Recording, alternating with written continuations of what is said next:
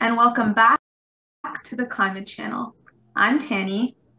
Hi, Hello, I'm everyone, Ekta. and welcome back to Hi, the Climate I'm Channel. Sophia. I'm Tanny. And hi, my name is Hi, I'm Sylvia. Ekta. Hi, I'm Did you Sophia. guys hear Toronto just And hi, my approved name their is new Sylvia. budget for the year? Yeah, Did you I guys did hear actually. Toronto just I heard that approved their Mayor new John budget Tory for the called year? Yeah, I did difficult actually. budget to make. I heard that Mayor John I Tory believe called his full it a difficult budget to make. quote was, "This is the toughest budget year the city has ever faced in its entire history, period, full stop." Yes, this is because we lost a significant amount of money trying to deal with the COVID pandemic. It took them much longer to decide on what to do. The Budget Committee launched all of this on January 14th, and discussions of the budget ended only 2 days ago on the 18th. They also had many public deputations towards the end of January. Citizens had a lot to say about the new budget, as they wanted their tax money to go towards things they cared about. In that time, the Budget Committee processed the wants and needs of Canadian citizens and did their best to help everyone.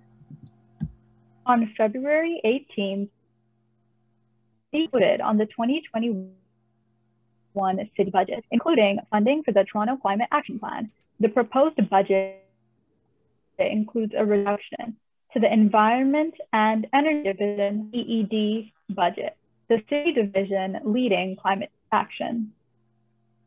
Could you I say heard that that line this- again, Saf? You were like breaking up.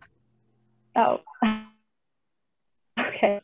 On February 18th, the City Council voted on the 2021 city budget, which included funding for Toronto's Climate Action Plan.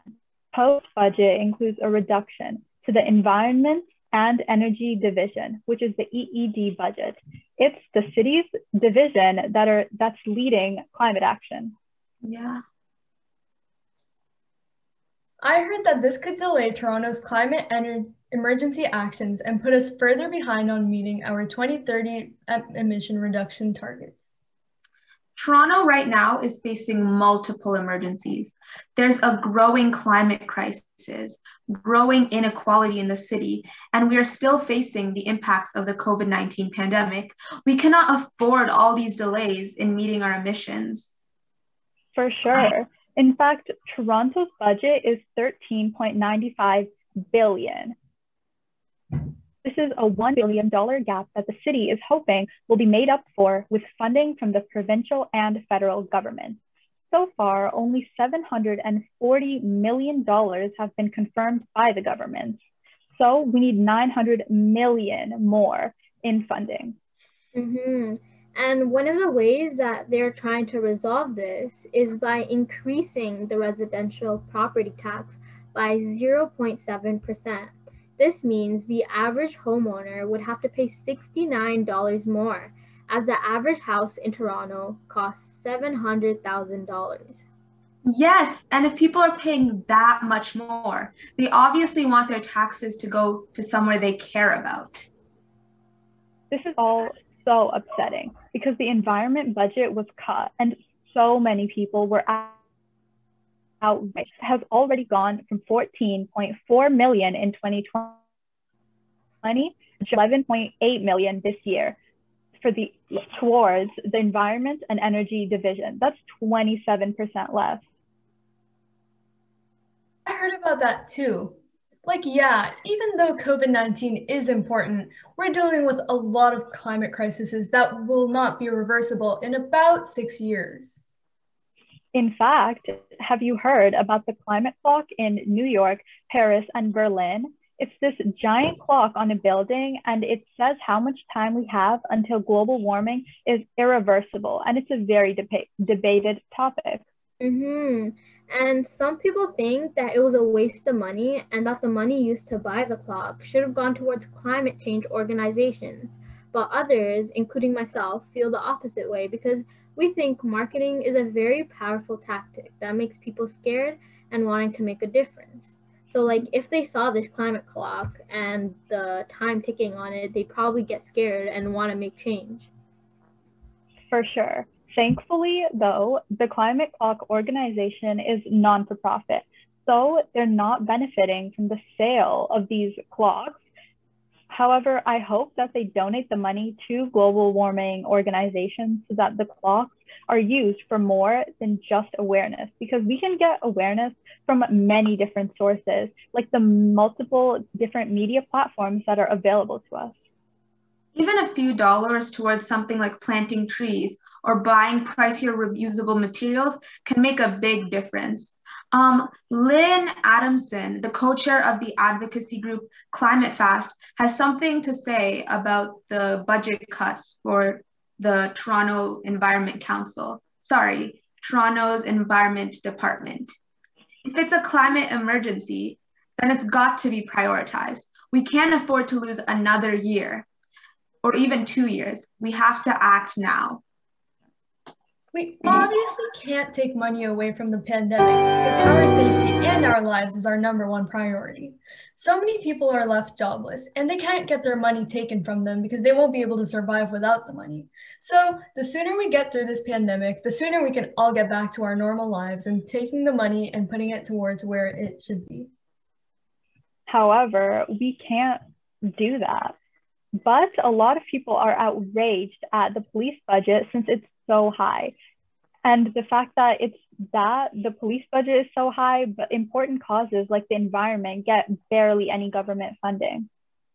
This is especially surprising because with all the BLM and ACAB protests last year, you would think they would lower the funding. It was so much on social media. Everyone was posting about it, defund the police, all of this, all of that. But how much was the police budget again this year? Yeah, the police budget this year is $1.76 billion, which isn't an increase from last year, but it is still a whole lot. While some organizations are indeed calling for the abolishment or dismantling of police altogether, defunding the police. Defunding the police simply means reducing police department budgets and redistributing those funds towards essential social services that are often underfunded, like housing, education, employment, and like mental health things. Yeah, and 1.1 billion is so much compared to the only 12 million that the environment got. It's almost shocking that the environment is cared about so little.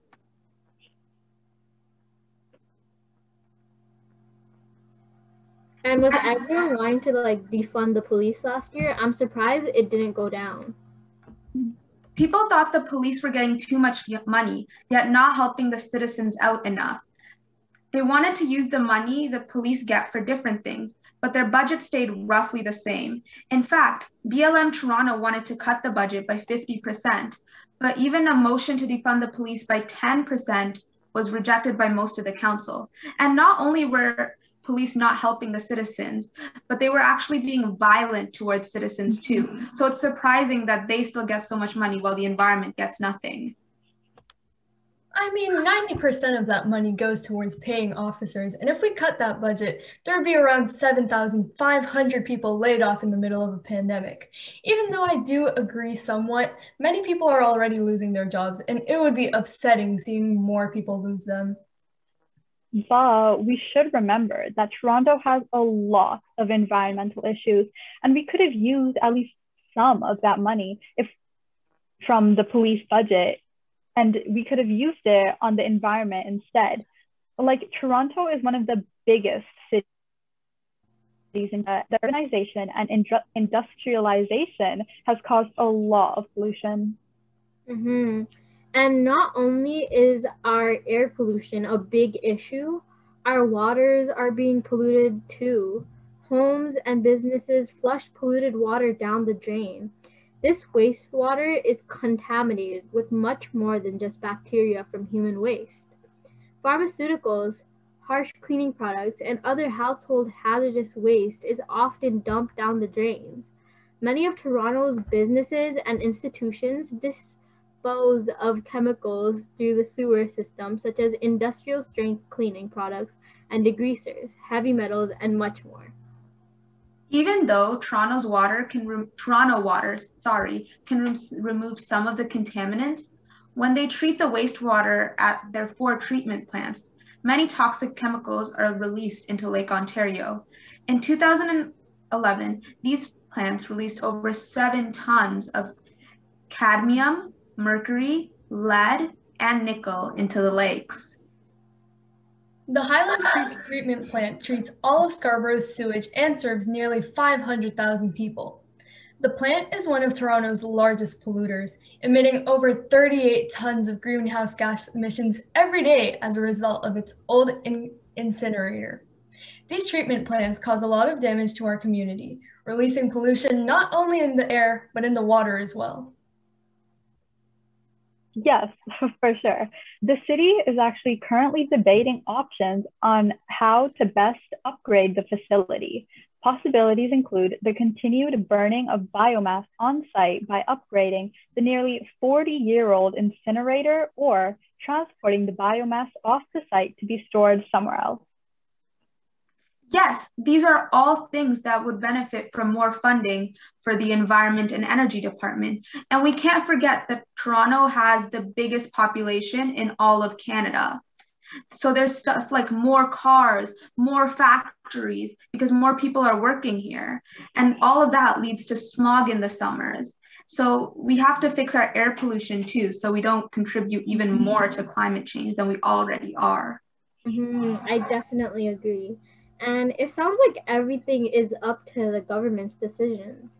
Is there anything we can do to stop these treatment plants?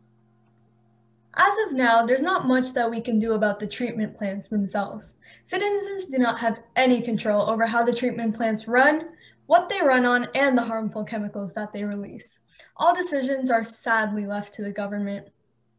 However, we could always raise awareness and try to get the government's attention. This year, the government spent a lot more time listening to public deputations and getting opinion from the people. I don't think we can change the budget either because they just finalized it last week or 2 weeks ago, sorry. But this shows how using things like protesting and using our voices towards making a change is important. Though they didn't do much this year in terms of raising the budget for the environmental causes, they definitely paid more attention to it. And hopefully next year, they will actually listen. Government are unaware of these climate problems, so it's up to people like us to bring awareness to these ongoing issues. And that's all for our discussion today. Hopefully you have taken something valuable away from this. Thank you for tuning into the Climate Channel. Bye. Bye.